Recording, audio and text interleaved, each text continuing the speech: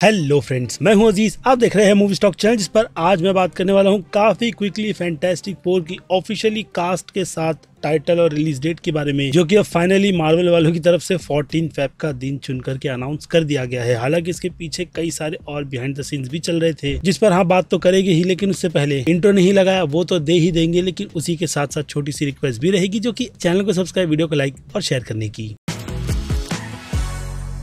So friends, तो जैसा कि आप सभी को ये बात पता होगी कि फैंटास्टिक फोर फिल्म की कास्ट को लेकर के कितनी ज्यादा वो कहते हैं ना कि कंट्रोवर्सी कह लो या फिर प्रॉब्लम्स निकल कर आई थी। और हाँ, बहुत सारी रूमर्स भी, जिनमें से आखिर में जो रूमर निकल कर आई थी फिल्म की कास्ट को लेकर के, वो पूरी तरीके से कंफर्म थी, जिसमें एक नाम रीड रिचर्ड्स या फिर कह लो पेड्रो पास्कल का ऑफिशियली कंफर्म भी किया गया था सैग एफ्ट्रा वालों की तरफ से। जिसके बाद फिर क्या था, फिल्म के डायरेक्टर मैट शाकमैन ने उसकी डीपी लगाते हुए अपने इंस्टा पर उस स्टोरी को शेयर कर दिया, जिसके बाद केविन फेगी ने निकाली स्नाइपर और सीधे सीधे मैट शाकमैन का अकाउंट ही डिलीट करवा दिया। यानी देखा जाए तो एमसीयू वालों की तरफ से अलग ही प्रिपरेशन चल रही थी कि वो लोग फैंटास्टिक फोर की अनाउंसमेंट बहुत ही ज्यादा खास करने वाले हैं, क्योंकि एक रूमर डेडपूल के टीजर के साथ में डेडपूल बाद में फोर्थ वॉल ब्रेक करके हमें कास्ट रिवील करेगा, ये भी निकल कर आई थी। और हाँ, उस बारे में भी ऐसा कुछ सोचा गया था, लेकिन बाद में वो आइडिया पूरी तरीके से ड्रॉप करते हुए ऑडियंस को, या फिर कहूँ फैंटास्टिक फोर की फिलहाल तो कास्ट को ही बचाया गया, क्योंकि जब मैट शाकमैन की तरफ से ऑफिशियली अपडेट दिया गया था तब इंटरनेट ब्रेक बिल्कुल भी नहीं हुआ, जो कि देखा जाए तो मार्वल के साथ साथ फैंटास्टिक फोर की कास्ट के लिए भी बहुत ही बुरी बात है, या फिर कहूँ इसकी पूरी फैन की कम्युनिटी के लिए, जिनमें से हम भी निकल कर आते हैं। और हम सब इस फिल्म के आने का बहुत नहीं बल्कि काफी बेसब्री से वेट कर रहे हैं। और अब फाइनली उस अनाउंसमेंट के साथ, जो आपको स्क्रीन पर दिख रही होगी, वैलेंटाइन डे के दिन सारे लुक भी रिवील किए गए इनके कॉस्ट्यूम के साथ, जिन्हें देख करके ये बात बहुत ही अच्छी तरीके से पता चल जाती है कि फिल्म का टाइम मेरा शायद 70s-60s के आसपास का हो सकता है। यानी जो बात एंटमैन फिल्म के डायरेक्टर पेटन रीड्स ने कही थी, शायद मार्वल उसी ट्रैक पर आगे बढ़ते हुए कुछ न कुछ अलग करेगा, ताकि एक हिसाब से ये बताया जा सके कि फैंटास्टिक फोर का यूनिवर्स भी 616 के मार्वल से ही कनेक्टेड है। लेकिन फिर इन सब के बीच जो क्वेश्चन निकल कर आएगा वो यही है कि इतने सालों से ये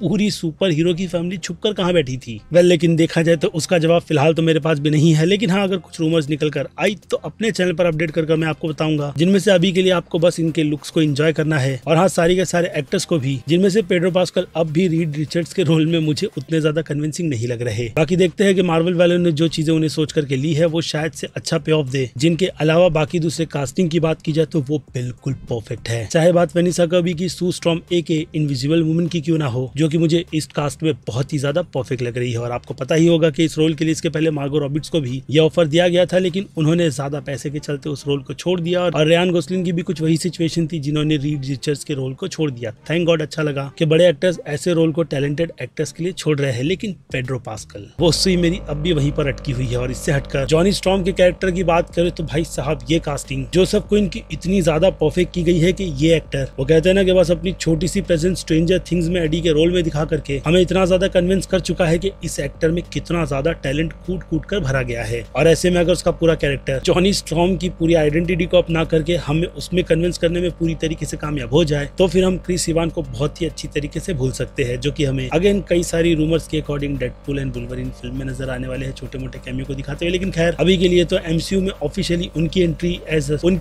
एज जॉनी स्टॉर्म पूरी तरीके से काट कर ह्यूमन टॉर्च का ये रोल जोसेफ क्विन को दे दिया गया है। और फिर आखिर में बात करें द थिंग की, तो उसके लुक को देख करके ये बात पता चल जाती है कि केविन फेगी का पूरा टच इस कैरेक्टर को लेकर के क्लासिक कॉमिक को ट्रिब्यूट देना ही है। जिसमें अगर फॉक्स के यूनिवर्स की थिन की बात की जाए तो उनकी डिजाइन कुछ इस तरीके की है, जो कॉमिक बुक से उस लेवल की मैच नहीं होती, लेकिन ये डिजाइन जो एमसीयू वालों ने प्रेजेंट की है बहुत ज्यादा परफेक्ट है। और अगर इनके एक्टर की बात करें तो बेयर सीरीज से इबन मौज को लिया गया है, जिनके एक्टिंग के बारे में मुझे उतना अंदाजा नहीं है, लेकिन जिनसे भी मैंने उनकी परफॉर्मेंस के बारे में पूछा है तो कहा यही जा रहा है कि वो इस तरीके के रोल के लिए बहुत ज्यादा परफेक्ट है। बाकी अगेन कॉस्ट्यूम और टाइम पीरियड को देख करके ये बात भी पता चल जाती है कि एमसीयू वालों की ये पूरी प्रिपरेशन कहानी को लेकर के जरा से भी इधर उधर नहीं हुई है, सिवाय हाँ इस फिल्म की रिलीज डेट को लेकर, जो कि अब ऑफिशियली 25 जुलाई साल 2025 की कंफर्म कर दी गई है। जिस रिलीज डेट पर, अगर आपको याद नहीं तो याद दिला दूं कि थंडरबोल्ट जैसी फिल्म भी रिलीज होने वाली थी, यानी उस फिल्म की रिलीज डेट को वो कहते हैं ना कि स्विच कर दिया गया है, जो फिल्म अब 5 मई साल 2025 की रिलीज पर सेट कर दी गई है। यानी कि फैंटास्टिक फोर की रिलीज डेट, जिस हिसाब से थंडरबोल्ट पहले आएगी और हाँ फैंटास्टिक फोर फिल्म बाद में, जिसके अब टाइटल की बात की जाए तो ऑफिशियल टाइटल फैंटास्टिक फोर से हटा करके अब आगे दी लगा दिया गया है, इसलिए अब हम दी फैंटास्टिक फोर बोलेंगे तो ज्यादा बेटर रहेगा। और ऑफिशियल लोगो भी आपको स्क्रीन पर दिख रहा होगा, जो कि अगेन प्रेजेंट की टाइमलाइन का तो नहीं, लेकिन इसे देख करके मुझे 50s और 60s की याद आ रही है। और हाँ, एक और इम्पोर्टेंट चीज मेंशन करना भूल गया, जो कि है हाबी इंटेलिजेंट रोबोट, जिसे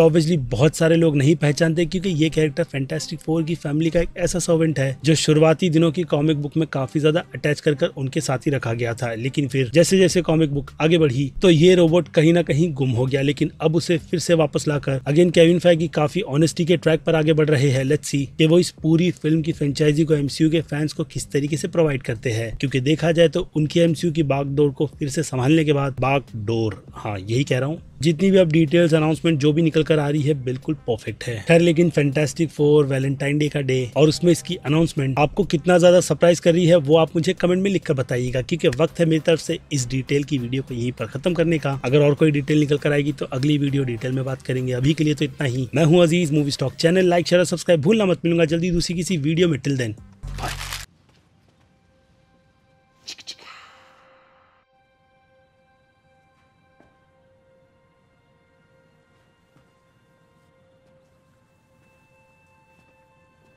You're still here.